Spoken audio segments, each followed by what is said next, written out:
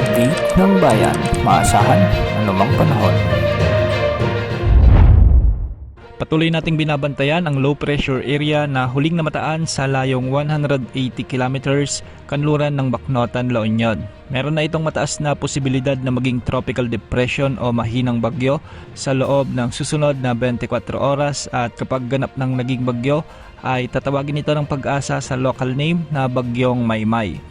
Ayon sa kasalukuyang pagtataya, inaasahang mananatili ito sa karagatan at unti-unting hihigupin ng mas malakas na Typhoon Dolphin na sa ngayon ay papalapit na sa ating Philippine Area of Responsibility sa mga susunod na araw.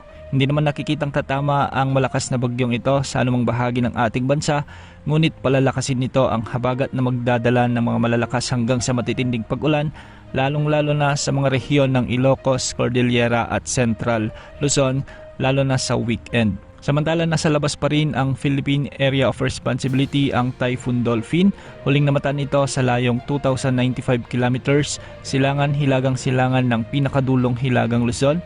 Taglay ang lakas ng hangin aabot sa 155 kilometers per hour malapit sa gitna at pagbugsong maabot sa 190 kilometers per hour. Kumikilos ito ngayon ng pakanluran sa bilis na 20 kilometers per hour. Samantala dahil pa rin sa pag-iral ng hanging habagat o southwest monsoon, makakaranas ang Metro Manila, Rizal, Cavite, Batangas at Occidental Mindoro ngayong araw ng mga paminsan-minsang pag-ulan na maaring magdulot ng mga pagbaha at pagguho ng lupa. Samantalang ang Ilocos Region, Cordillera Administrative Region, Cagayan Valley at Central Luzon ay patuloy na makakaranas ng maulap na kalangitan na may mga kalat-kalat na pagulan at pagkidlat pagkulog, dulot pa rin ng low pressure area na nasa kanluran ng La Union.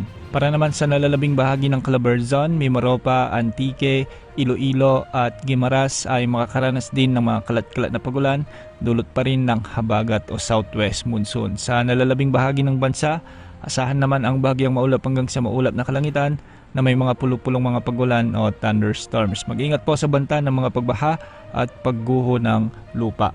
Para naman sa heavy rainfall outlook, mula ngayong araw hanggang bukas ng tanghali, patuloy na inaasahan na makakatanggap ng mula 100 hanggang 200 mm na pagulan ang mga lalawigan ng Zambales, Bataan, Benguet, La Union at Pangasinan, dulot pa rin ng potensyal na bagyo o ng low pressure area. Samantala 50 hanggang 100 mm na pagulan naman ang inaasahan sa mga lalawigan ng Abra, Ilocos Sur, Ifugao, Mountain Province, Tarlac, Nueva Vizcaya, Nueva Ecija at Pampanga.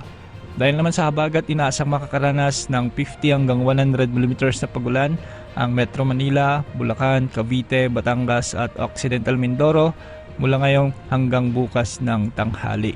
Patuloy nating pinapayuhan ang lahat, lalo na ang mga nasa mabababang lugar at bulubundukin na manatiling alerto sa posibilidad ng mga pagbaha, pagguho ng lupa at biglang pagtaas ng tubig, lalong-lalo na sa mga ilog at sapa.